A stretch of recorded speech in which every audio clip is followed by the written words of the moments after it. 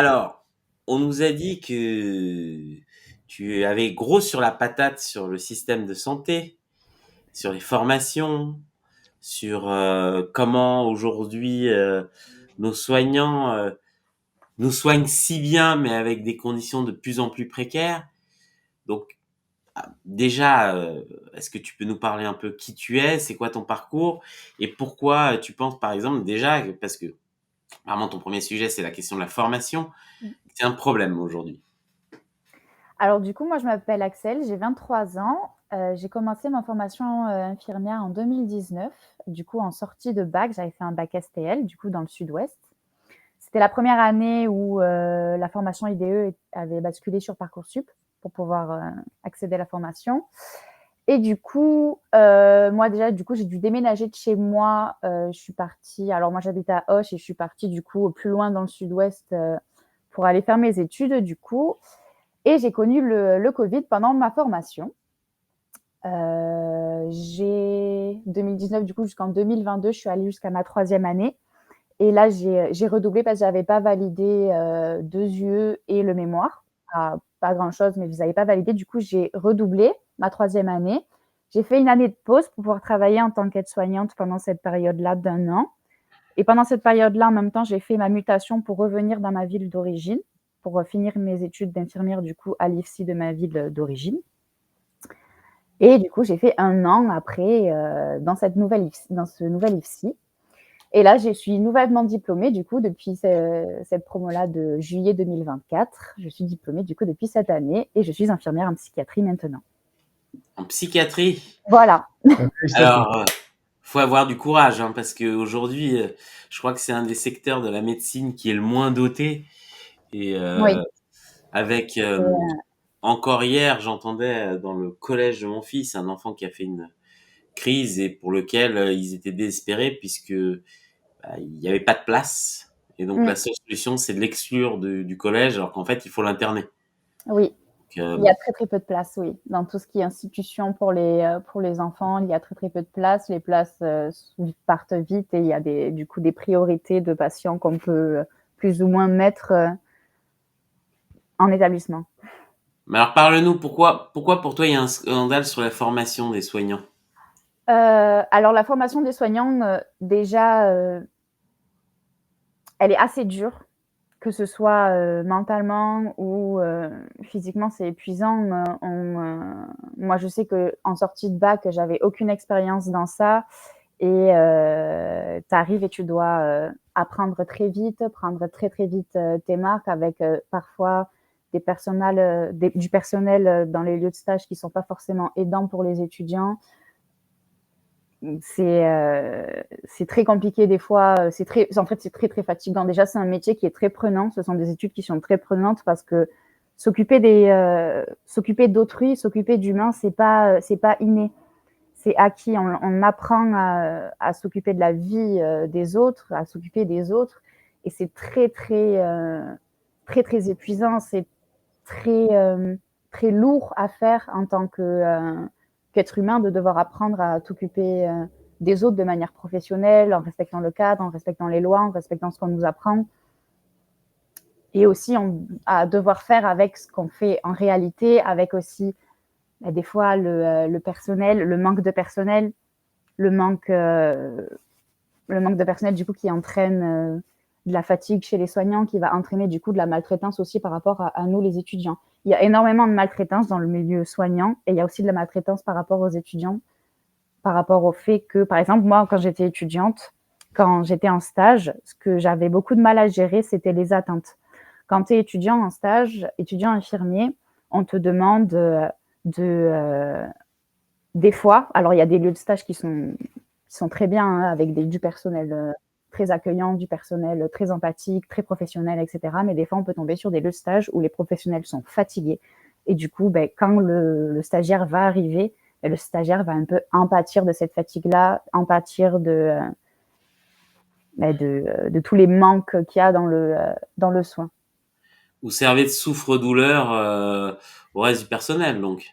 Alors de souffre-douleur, je sais pas tellement parce que je pense pas que, je pense que personne ne se réveille un jour en se disant: «Bah, tu je vais aller faire infirmière pour maltraiter des gens ou maltraiter des étudiants». Je pense que c'est pas vraiment le cas. Je pense que c'est plus une lassitude, et de la banalisation aussi parce que moi, par exemple, j'ai eu un stage qui s'est assez mal passé avec 2 infirmières qui n'aimaient pas les stagiaires. Elles nous l'ont dit. Enfin, des fois, ça arrive, ça. On arrive dans des services, il y a une infirmière, tu ne t'es même pas encore présenté, qu'elle te dit j'aime pas les étudiants.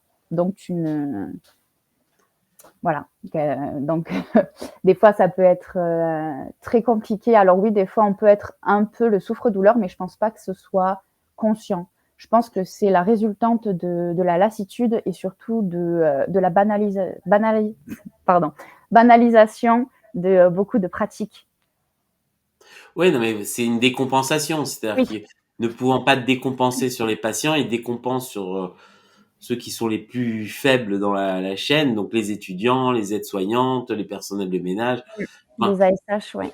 ouais, tout à fait. C'est euh, de facto, c'est un phénomène qui arrive régulièrement. C'est-à-dire que dès Ouais, lors que tu contrains le personnel, que tu les fais travailler dans des conditions dures, les gens deviennent assez violents les uns les autres, plus par mécanisme de survie. C'est-à-dire que ils le sont pas forcément, mais c'est toujours en situation de crise.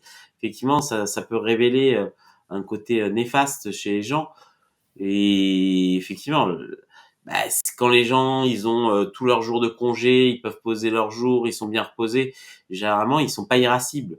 Mais si ils ont fait je ne sais pas combien de de ah zut, j'ai oublié le terme quand on est médecin ou du moins quand on est soignant, de de passer, garde. ouais voilà, de garde, j'allais dire permanence, mais de garde. Et tout ça sans congé, avec des liens familiaux qui se desserrent puisque on voit moins nos proches, etc. On est épuisé. Bah, toute personne, même la plus bien intentionnée du monde, à un moment finit par devenir irritable. Il n'y a Oui, pas de mystère. C'est-à-dire que le exactement. manque de sommeil, Dans les commentaires sur le chat, on rappelle qu'on a des records historiques de démission de soignants, en particulier d'infirmiers, tous les ans. Cette année, ça a été le record d'ailleurs, comme les enseignants. Il y a beaucoup de commentaires. D'abord, bravo de l'Acertidae. Bravo madame pour votre courage, le karma vous le rendra bientôt. Alors, les commentaires amusants, c'est comme ça bouge dans tous les sens. Voilà. Donc, vous êtes en psychiatrie, il y a plein de sujets d'études au gouvernement. Il y en a un interné à l'Élysée. En dehors de cela, je vois qu'Hypatie réagit aussi sur le fait que, alors peut-être vous connaissez pas, ou peut-être vous connaissez, qu'on peut aussi parler de la formation des chirurgiens, c'est surprenant, apparemment ça a l'air grave également. Ah oui, les médecins aussi souffrent, enfin, ceux qui sont toute formation soignante est vécue un peu automatiquement. On nous dit souvent quand on commence la formation, il y aura un stage où ça se passera mal. Et c'est vrai qu'on a toute une expérience d'un stage qui s'est mal passé, pas forcément par rapport à nos capacités à nous, mais plus par rapport à l'équipe et à comment on a été traité. Et les médecins attends, aussi, les étudiants en médecine aussi sont. Axel, c'est grave ce que tu dis. Ça veut dire que on vous dit dès la formation, il y aura un stage qui va mal se passer. Alors, on nous dit plus ou moins, c'est plus quand on parle entre étudiants, etc. Moi, j'ai déjà entendu aussi qu'une infirmière ne dure que 5 ans. C'est ce qu'on dit beaucoup en ce moment dans le milieu soignant, c'est qu'une infirmière ne dure que 5 ans. Souvent, elles partent en arrêt maladie au bout de 5 ans de pratique. Oh oui, non, mais pourquoi je dis ça? Parce que ça veut dire que c'est une banalisation de Ouais, faits inacceptables. Quand tu dis, bah, il ne dure que 5 ans, ça veut dire qu'en gros, il y a un chronomètre sur ta tête au moment où tu commences. Et donc, si au bout de 5 ans, tu craques, bah, les gens vont dire, bah oui, bon, ça faisait 5 ans, en fait. c'est ça. C'est un peu, voilà, le fait qu'on ait plein de collègues en arrêt maladie, le fait qu'on ait plein de collègues en mi-temps parce qu'elles ont le dos bousillé ou elles ont les genoux bousillés. C'est normal. C'est le soin. C'est comme ça. c'est banalisé. Oui, donc les gens qui sont censés te faire aller mieux et améliorer ta santé sont, Nous-mêmes, non. ont une santé qui se dégrade. Oui. Bon, tout va bien, hein, c'est totalement logique. C'est-à-dire que comment, je sais pas, on sait très bien que tout ça a commencé avec le New Management Deal, du moins les nouvelles techniques dans les années 90, où on a commencé à se dire que l'hôpital n'était plus un investissement, c'est-à-dire investir dans la santé des gens, c'était un coût et que ce coût, il fallait qu'il soit rentable parce que quelqu'un qu'on sauvait du cancer, plutôt que de penser aux retombées directes et indirectes que ça allait causer, il fallait voir combien avec des calculs d'apothicaire il fallait mettre et tout. Et donc maintenant, on se retrouve avec une santé dégradée, du personnel effectivement à bout. À bout. Hypatie rappelle que 5000 lits ont été fermés en psychiatrie sous Sarkozy. CDI rappelle que au CHU de Nantes, c'est fermeture de 100 lits, mais une enseigne à 185 000 €, donc une jolie enseigne. Voilà, et d'autres qui expliquent, qui disent que par exemple, les aménagements horaires pour les infirmières mamans sont refusés dans beaucoup de cas, et par exemple les mercredis c'est compliqué, donc voilà, il y en a qui démissionnent de ce fait-là, ce qui est parfaitement incroyable. En fait, ils ont appliqué à l'hôpital ce qu'ils ont, leur mantra économique, qui est le flux tendu permanent du matériel, des stocks et des personnels. Il n'y a aucune, il n'y a pas de gras, il n'y a pas de marge. Quand bien même, c'est pour ça d'ailleurs, je ne retrouve pas, mais quelqu'un a écrit que les chefs de service aussi craquent et sont à bout parce qu'ils demandent. Voilà, il faut organiser les choses impossibles à organiser en fait. Voilà, les chefs de service, c'est souvent les cadres. Les cadres se retrouvent entre nous, l'équipe, qui ont des demandes. On a tout le temps des demandes parce que moi, ça m'est déjà arrivé, par exemple, dans un établissement de SSR, d'arriver un matin, j'ai 30 personnes j'étais aide-soignante à ce moment-là, j'ai 30 personnes à faire la toilette et je n'ai plus de gants. Je n'ai pas de gants pour laver les gens. Donc, SSR, pour nos auditeurs, soins de suite et rééducation. Voilà, la rééducation. Donc, j'avais des gens très dépendants. Ce sont des gens qui ont fait beaucoup, soit de gros AVC ou de gros accidents de la voie publique. Donc, ce sont des gens qui sont quasiment dépendants pour tous les gestes de la vie quotidienne. Et par exemple, ce jour-là, je suis arrivée, il y a 30 personnes dans le service. On est 2. Donc, ça fait 15 toilettes par soignant, de personnes très, très lourdes. Où la prise en charge est lourde. Et en plus, tu n'as plus de gants. Tu n'as pas de gants pour laver les gens. Et donc, ta toilette, tu dois la faire en 15 minutes et sans gants. Oui, je me rappelle, c'était à l'hôpital du Kremlin-Bicêtre. C'est honteux, c'est pas possible. J'avais été surpris de quelque chose qui m'avait été dit par des soignants. C'est-à-dire qu'ils disaient, faute de pouvoir s'occuper bien des patients, ce qui était important, c'était de bien les raser, bien les peigner, parce que ça donnait l'illusion aux familles, quand elles venaient, que tout allait bien. Mais que si tout le reste n'était pas fait, les soins, les machins, mais au moins il fallait. Et dans le cas de mon père qui portait une barbe assez longue, ce qui s'est passé, c'est qu'on l'a rasé. Et lui, il était pas content du tout. Et donc, je me souviens, j'avais dû négocier pour pas qu'il le rase. Et en fait, parce que c'était devenu imprégné, il fallait bien raser. Et les femmes, surtout, bien les peigner. C'est-à-dire que si la personne s'était fait dessus, etc., c'est pas grave tant qu'elle était bien peignée. Ce qui montre que, voilà, on est dans une absurdité. Oui. Dans certains établissements, alors moi, je ne l'ai pas connu, mais on m'a dit que c'était le cas, et même on le sait, entre soignants, que dans certains établissements, on nous demande de faire la politique on fait les visages, les mains et les parties intimes, et on lave que ça, parce qu'on n'a pas le temps. Oui, les ongles aussi, effectivement, on m'avait dit, c'est très important. Et c'est là où, quand tu les soulèves la mains, couverture, tu vois les ongles des pieds horribles. Oui. Les ongles des mains doivent être nickel, effectivement. Ah oui, moi, j'avais des âgés avec Galicie dans le chat te demande si vous avez aussi bon, on n'est à peu près sûr de la réponse, mais comment ça affecte votre travail? Parce qu'on a parlé la semaine dernière du manque des pénuries de médicaments. J'ai découvert hier en pharmacie qu'il y a une pénurie générale, en tout cas sur l'île de France, de Ventoline depuis 3 semaines. Ça arrive souvent qu'on ait des pénuries, de médicaments.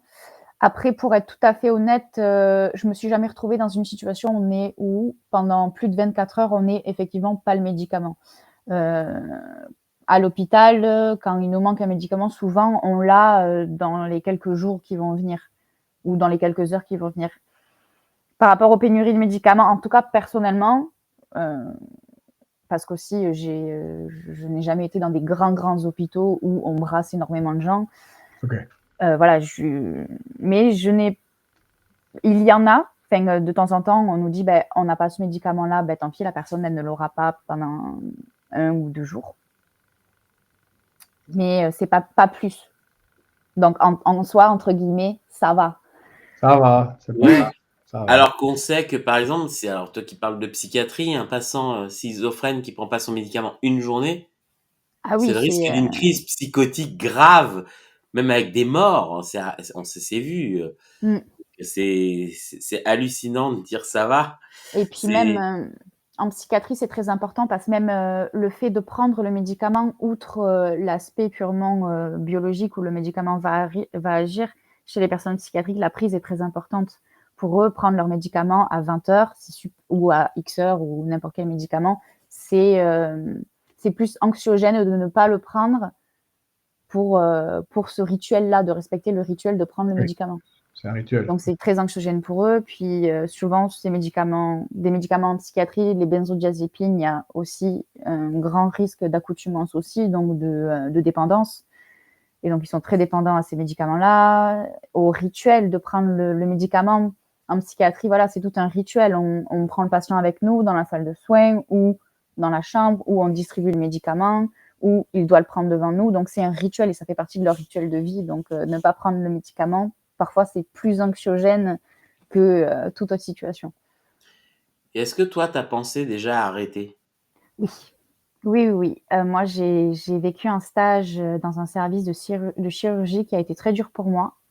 Et suite avec 2 infirmières qui n'étaient pas pédagogues, vraiment, qui n'aimaient pas. Alors, il y en avait une d'entre elles qui détestait les étudiants. Dès que tu mettais un pied dans son couloir, elle te disait d'aller de l'autre côté, quoi. J'avais un stage, oui, qui s'était très mal passé. Et du coup, moi, en tant que jeune étudiante, et surtout, à l'époque, j'avais 19 ans, donc j'étais vraiment très jeune et j'avais pleinement fait confiance à ces infirmières-là. Je m'étais dit, elles incarnent elles sont infirmières, elles sont diplômées, elles savent de quoi elles parlent. Donc, j'avais complètement fait confiance à ces infirmières-là et en fait, on me faisait des reproches. Et tous les jours, on m'en faisait des différents. Du coup, je pouvais jamais m'adapter à leurs attentes. Par exemple, le lundi, elle me disait que pour que je m'organise mieux, il fallait que je me concentre sur mes patients, ce que je faisais. Et le lendemain, elle me disait que j'avais été feignante parce que je m'étais occupée que de mes patients. En réalité, c'est ce qu'elle m'avait demandé. Et donc, tous les jours, je devais me réadapter à des nouvelles attentes, des fois contradictoires avec ce qu'on m'avait dit la veille et avec du coup le comportement qui va avec. Donc quand je posais une question, quand je disais quelque chose, les regards en l'air en mode elle dit n'importe quoi, alors qu'avec les autres infirmières ça se passait très très bien. L'infirmière qui m'a noté mon stage est revenue sur un de ses jours de repos pour être sûre que ce soit elle qui me note et pour pouvoir elle faire mon évaluation. Et elle m'avait je me souviens qu'elle ne m'avait pas validé la compétence concernant les soins d'hygiène alors que les aides-soignants me laissaient seule et m'avaient dit que c'était très bien. Enfin, j'avais pas eu de soucis. Et oui, ce stage a été très compliqué par rapport à la pression que j'avais eue. On me mettait vachement de pression parce qu'en fait, c'était des infirmières qui considéraient qu'il fallait que tu arrives sur le lieu de stage en ayant toute connaissance, c'est-à-dire qu'en sachant tout faire.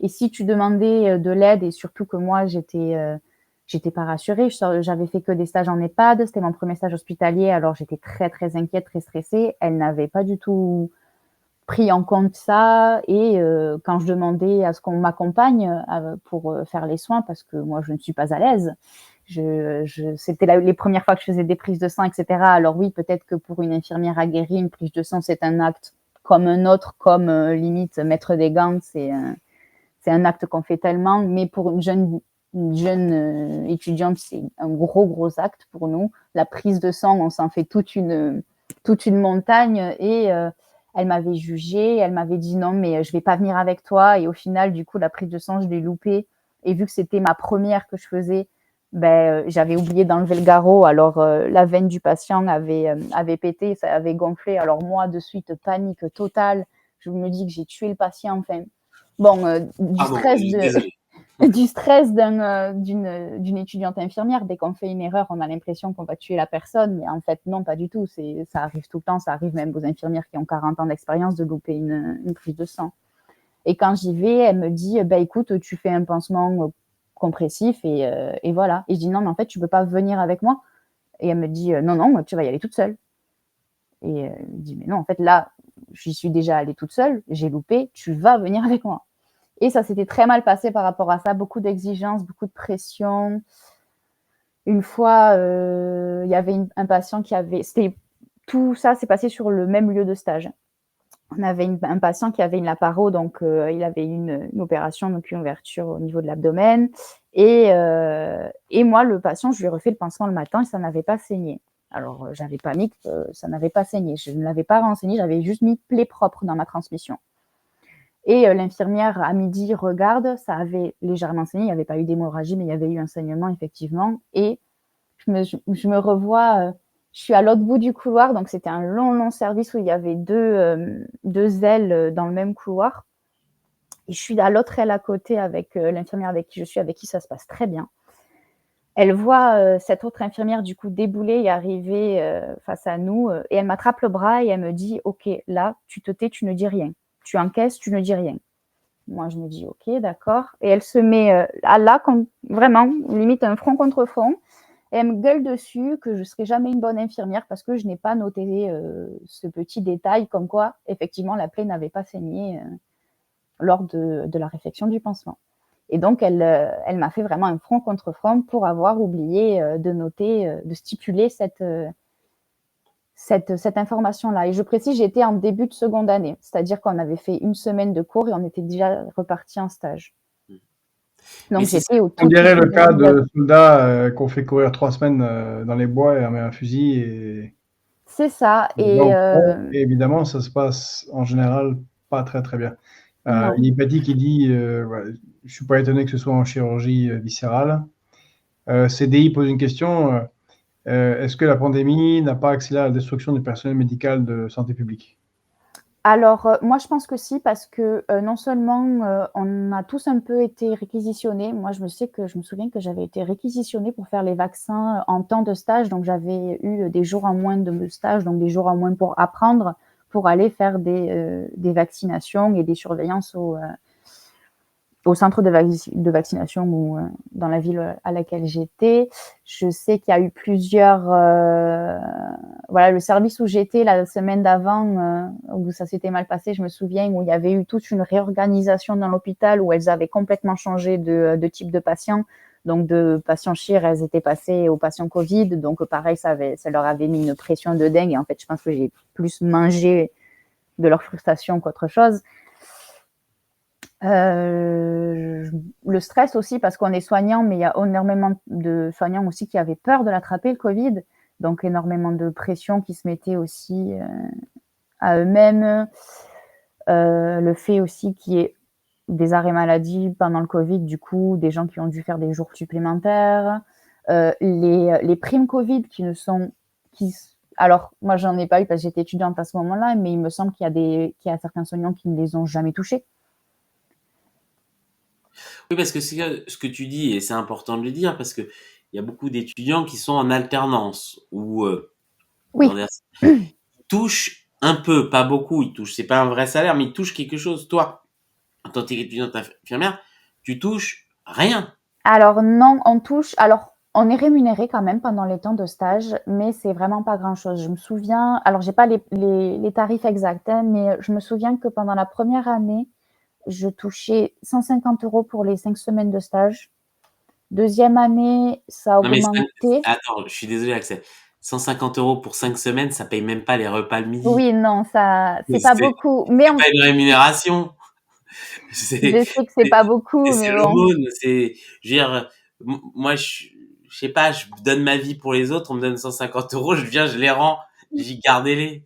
Non, mais Bah, même si, et non, en mais fait, même si vous êtes obligé de les prendre, hein, mais. oui, mais même quand moi, je me souviens qu'au début, j'avais été choquée. J'avais dit, en lieu de stage, ah, mais 150 euros, c'est vraiment pas beaucoup. Enfin, on travaille. Quand on est stagiaire infirmière, on travaille.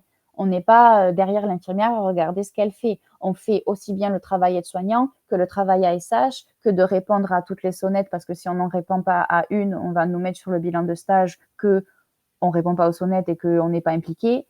Donc, on fait vraiment être stagiaire infirmière, c'est lourd parce qu'avec les attentes qu'on nous demande, c'est très très lourd. Et je me souviens d'avoir fait la réflexion que 150 euros, c'est pas beaucoup. Et de collègues qui te disent, bah ouais, mais bon, nous avant, on n'était pas payés, donc sois contente, quoi. Ou dans d'autres formations, ils sont pas payés, donc sois content. Enfin, Oui, non, mais c'est ça, c'est toujours le nivellement par le bas. ouais, C'est-à-dire qu'il faut ce qu'on, après on va dire, non, mais sois contente, le chirurgien t'a pas claqué les fesses. Avant, il claquait les fesses. Non, mais je veux dire, alors je vois que certains disent, ah bah oui, mais c'est le monde adulte, les gens sont comme ça. C'est pas parce que les gens ont des attitudes Il y en a exécrables. qui écrivent aussi que c'est une honte, hein, je sais pas, Pedro. Tout à fait. Non, mais ce que je veux dire, non, mais c'est pas parce que ça arrive qu'il faut l'accepter. C'est pas parce que j'ai l'impression que beaucoup se résignent, dire, ah bah c'est la vie c'est dur, etc. mm, Mais non, moi je pense que justement, il faut pas accepter ce type de comportement. C'est-à-dire qu'aujourd'hui, on a une pénurie de soignants importante et si les générations qui arrivent sont maltraitées, on réglera jamais le problème.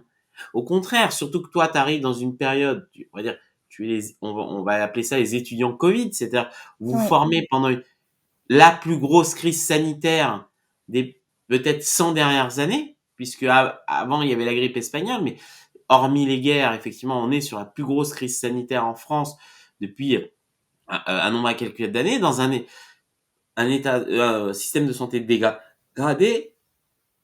Et au lieu de se dire, ces gens-là, c'est le futur, d'investir, de vous donner des moyens, je sais pas, de vous dire, bah, il faut vraiment qu'on les valorise.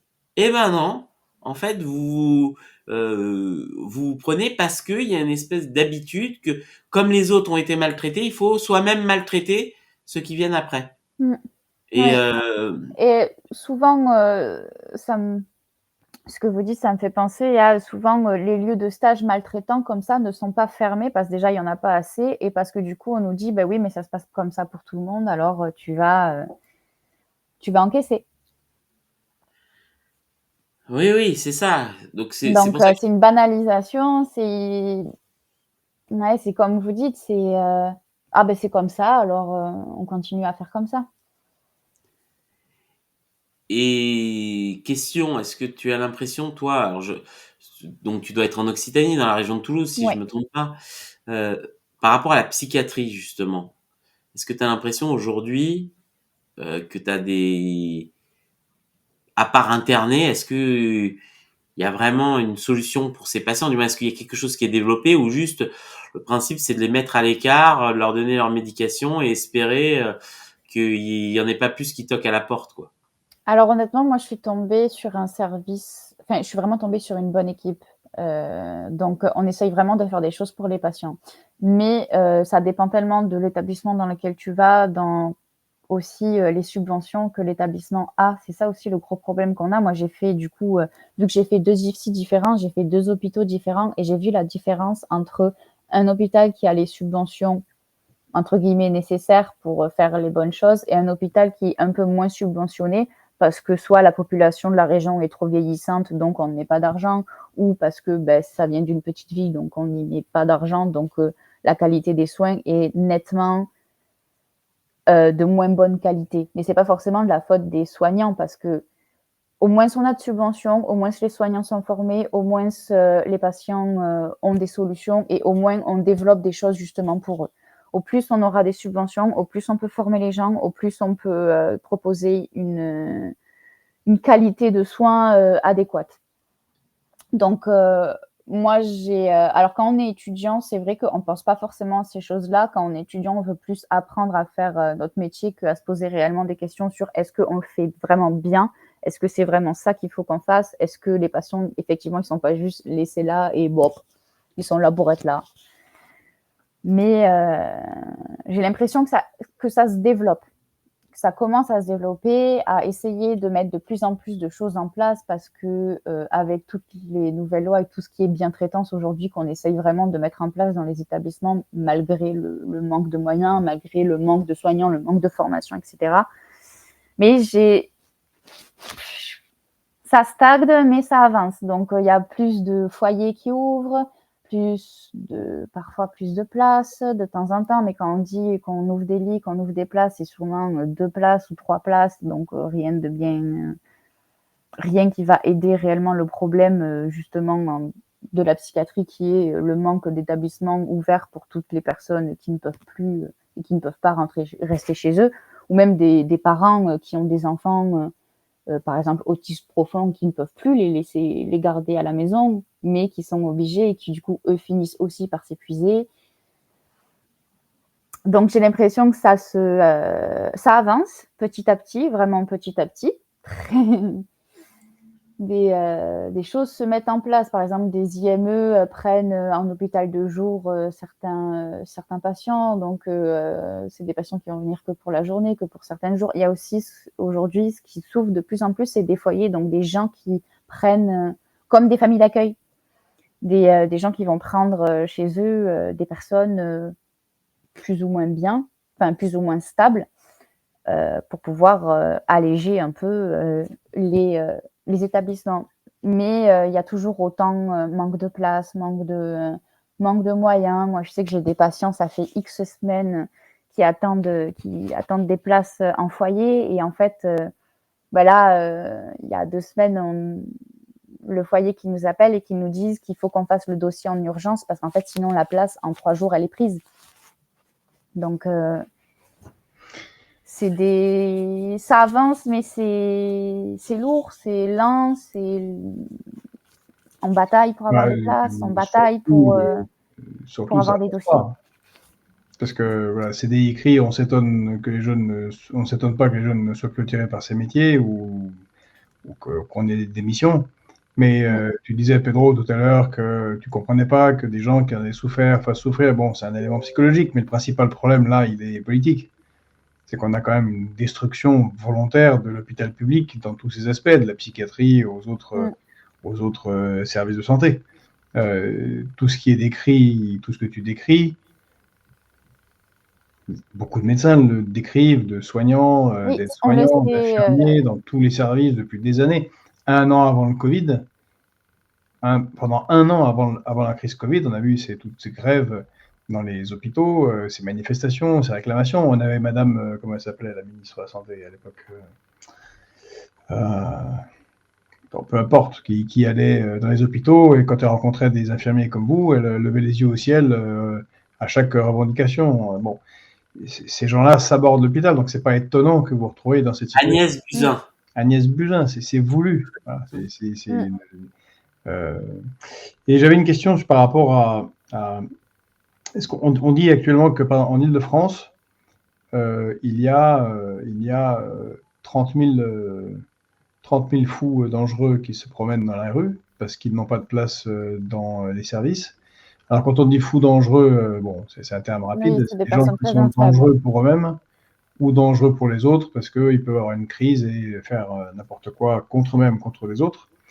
Vous, qu'est-ce que... alors d'abord, est-ce que ce sont des chiffres réels?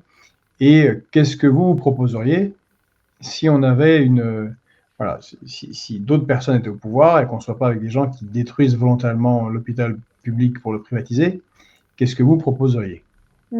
Alors, ça tombe mieux parce que moi, du coup, je suis en psychiatrie en unité justement pour les personnes, c'est une unité fermée, donc pour des personnes très instables, donc qui sont dangereux pour eux-mêmes et pour les autres. Ces chiffres-là, alors, je pense que c'est réel, notamment avec le manque de place et le manque de connaissances aussi qu'on a en termes généraux de la population. La population française n'a pas beaucoup de connaissances sur ces personnes-là. Donc, on se retrouve avec énormément de familles où les schémas familiaux ont fait que ces personnes sont devenues dangereuses aussi parce qu'eux ont vécu pendant qu'ils étaient jeunes, et ce qu'ils ont vécu, c'est la résultante de ce qu'ont vécu eux-mêmes les parents. Donc, il y a un peu un cercle vicieux par manque de connaissances, par manque de moyens aussi, où je pense qu'effectivement, ce nombre est, à quelque chose près, doit être réel, hein, même partout ailleurs. Hein, des gens dans la rue qui se baladent et qui ne devraient pas se balader dans la rue, comme ça, librement, entre guillemets. Hein. Ça arrive plus que ce qu'on sait. Mais je pense que la solution qu'on pourrait apporter, alors c'est un peu bateau, c'est un peu ce que tout le monde dit, mais c'est les moyens. Moi, j'ai vraiment vu la différence entre un hôpital qui avait les moyens vs un hôpital qui n'a pas les mêmes moyens que l'hôpital d'à côté, où tu remarques vraiment une qualité des soins qui n'est pas la même. Je pense qu'au plus on mettra de moyens dans le soin pour former les gens, pour reformer aussi, parce qu'il y a les nouveaux diplômés dont nous, je pense aux jeunes diplômés. Quand je dis jeunes diplômés, c'est ceux qui ont été, pas jeunes en âge, mais jeunes de la diplomation. On nous apprend tout ce qui est la bienveillance, tout ce qui est la bientraitance, etc. Donc il faut former, mais aussi il faut reformer des soignants qui sont déjà sur place depuis X années et qui n'ont peut-être pas eu accès à des formations par manque de moyens, manque de temps, ou surtout des fois par manque d'envie. Il y a aussi certains soignants qui ne veulent pas se reformer aussi. Je pense que plus on aura de moyens, plus on aura du coup de formation, plus on aura du personnel adapté, plus on aura du coup de structures adaptées, et du coup une qualité des soins qui va augmenter. Il n'y a pas de secret. Je pense que de ce que j'ai observé en tout cas, la qualité des soins est directement liée aux moyens de l'hôpital. C'est pas forcément. Une évidence, hein. Oui, c'est Mais évident. ça n'est pas dans celle des décideurs, c'est ce qui est sûr. Puis peut-être aussi, alors ce que j'ai observé, je veux pas mettre tout le monde dans le même panier non plus, mais les RH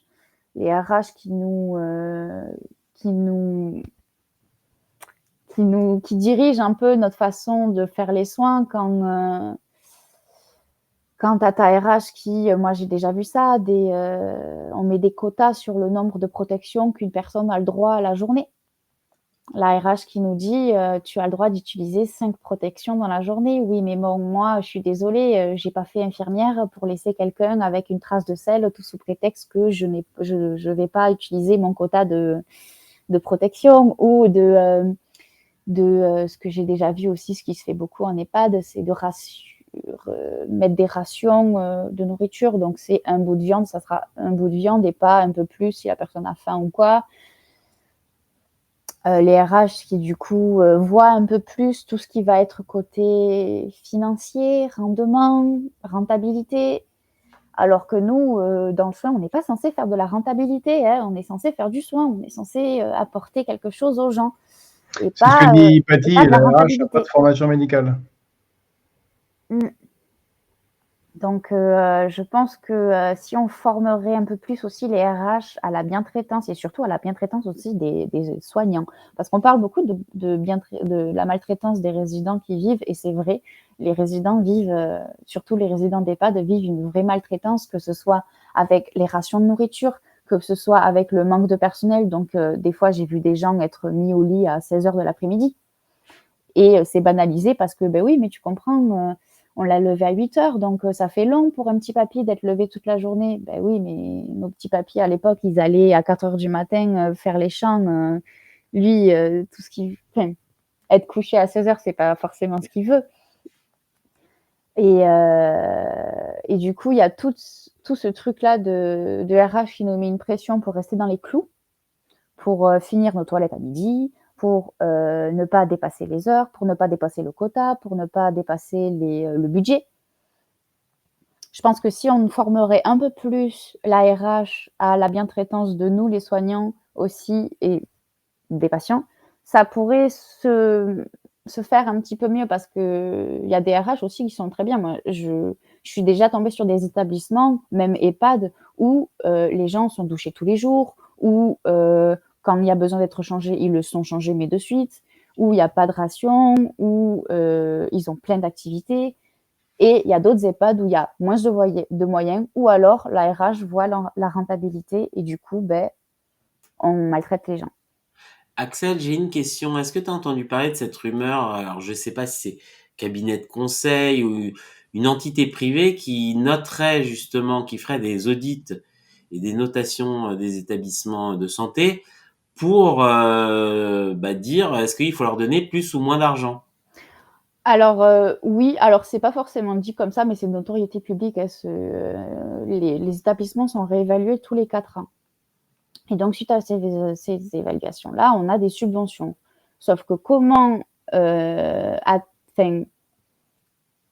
atteindre le niveau d'exigence requis si on n'a pas déjà de base les subventions pour être bien noté?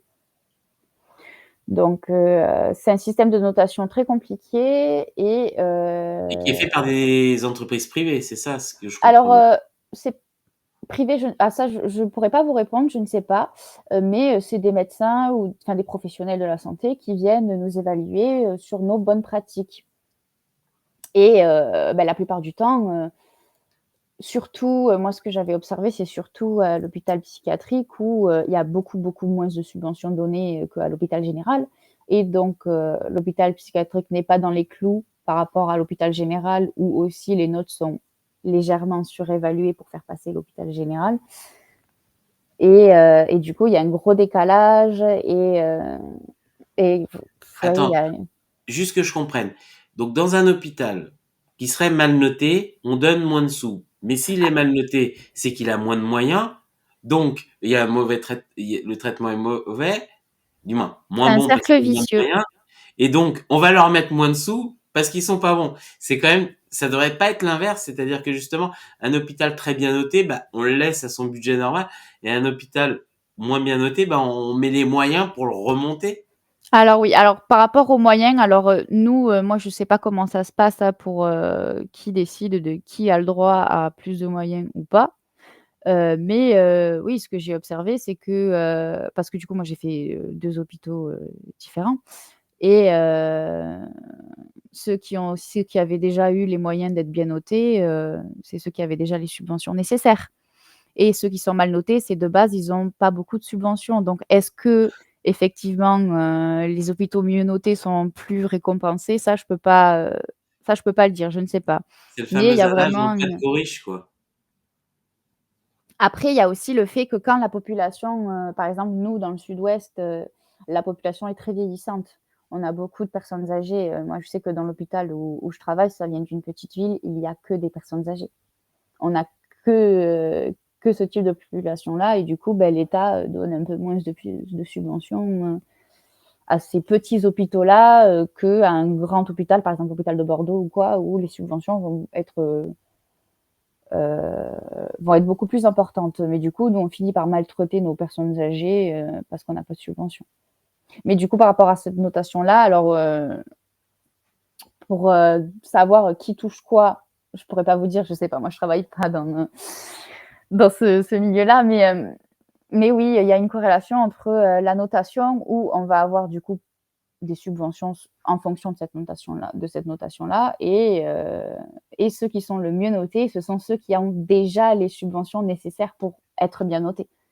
Ce qui doit rajouter un stress supplémentaire sur les soignants. Ah Puisque... oui, parce que tu as un médecin qui arrive et tu sais pas si tu fais les choses bien et il t'évalue sur ta pratique à toi, en fait.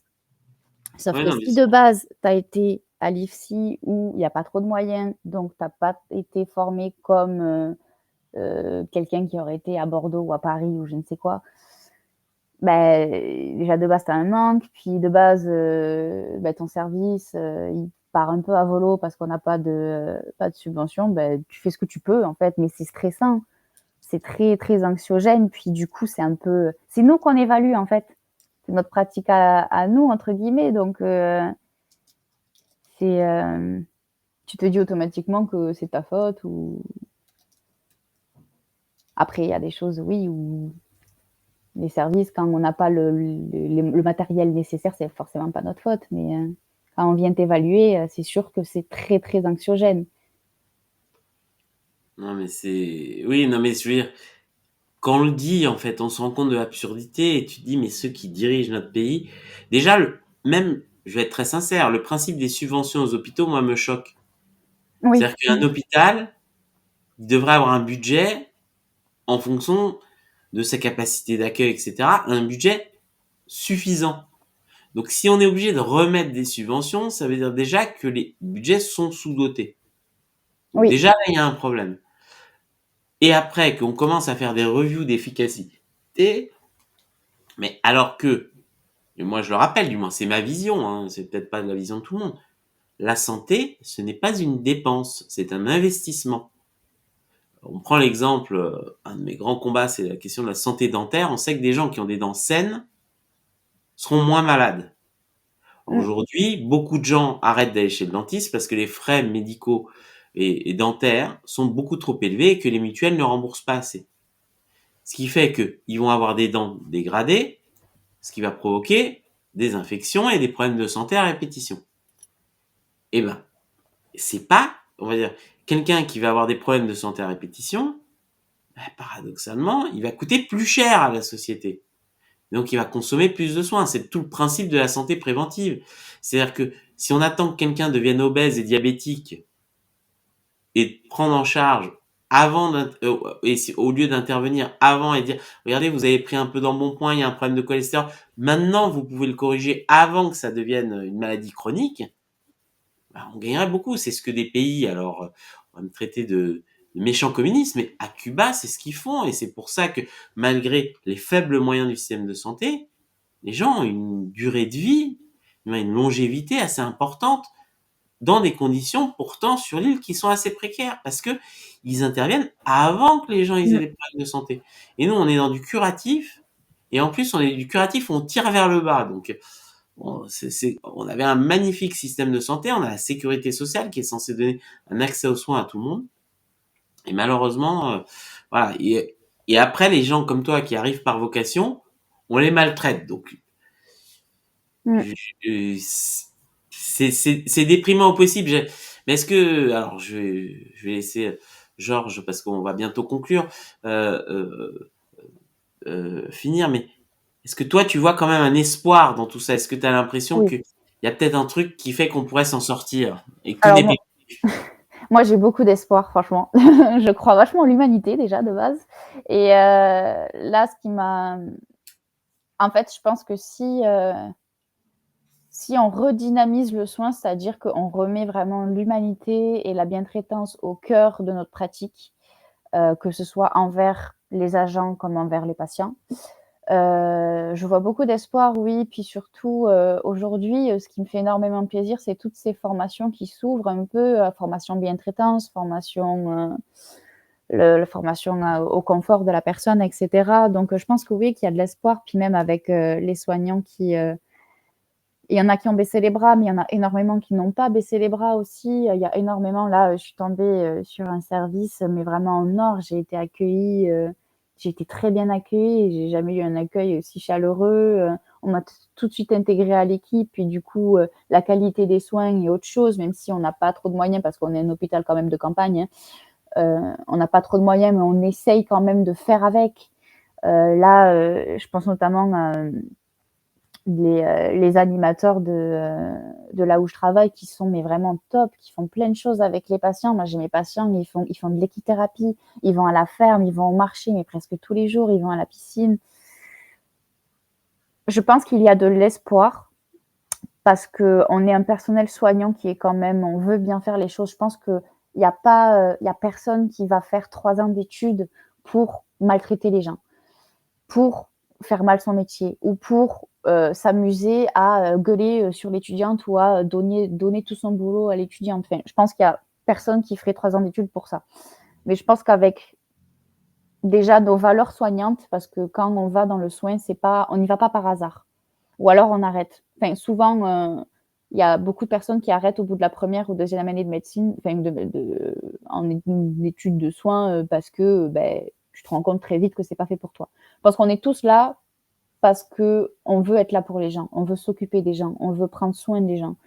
Mais je veux pas faire ça tout en comptant l'argent de l'hôpital. Je veux pas faire ça tout en comptant le nombre de protections que je vais avoir. Est-ce que je vais en avoir assez? Est-ce que si je donne un peu plus de nourriture au papy qui a faim ou un peu plus à une autre personne, est-ce que je vais en avoir assez pour la personne d'à côté? Ça, je veux pas.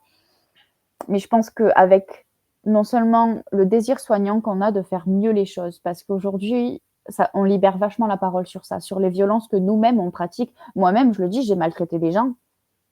Je mens par mimétisme, par habitude et par manque de temps, manque de moyens, et que faut comprendre que moi, si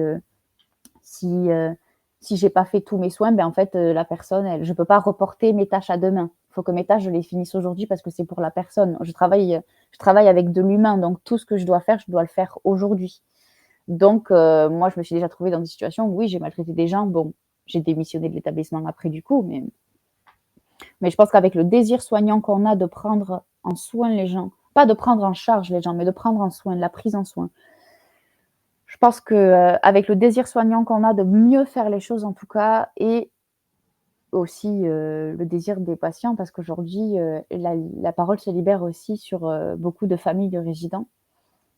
Je pense avec l'envie actuelle qu'on a, et si on met les moyens. C'est vrai que c'est bateau et on le dit tous, mais si on le dit tous, c'est qu'il y a une raison. Il faut plus de moyens. Si on a tout ça, je pense qu'il y a effectivement de l'espoir pour que la France ait un système de santé mieux que ce qu'il n'est aujourd'hui, même si c'est pas le pire, mais c'est pas le meilleur. Bon, Axel, merci pour ce témoignage et pour la note positive de l'humain d'abord, parce que c'est bien ça qui l'humain d'abord. Ça me fait, ce que tu as dit m'a fait penser, ce que j'ai appris il y a très longtemps avec l'anthropologue Margaret Mead, qui disait que la première trace de civilisation qu'on ait trouvée, c'est des squelettes d'humains enterrés, mais où on voit des blessures graves qui n'ont pas causé la mort. Et donc la supposition a été faite, évidente, que ces gens ont été aidés par le groupe pour survivre tant qu'ils avaient la blessure grave. Et c'est sur ça qu'on va finir.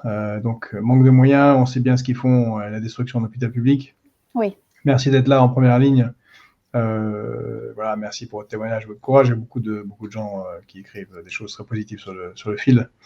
En tout cas, bravo d'être en première ligne sur ce front-là. Au moment où c'est pas le plus facile, il faut tenir bon. Et peut-être d'autres secteurs de la société viendra un secours en termes de moyens, et puis de vous laisser faire, comme vous l'avez très bien dit, ce pourquoi vous avez choisi ce métier, c'est-à-dire justement s'occuper des autres. C'est ça. Alors, merci. Bonne journée à tous. Merci beaucoup de m'avoir reçu.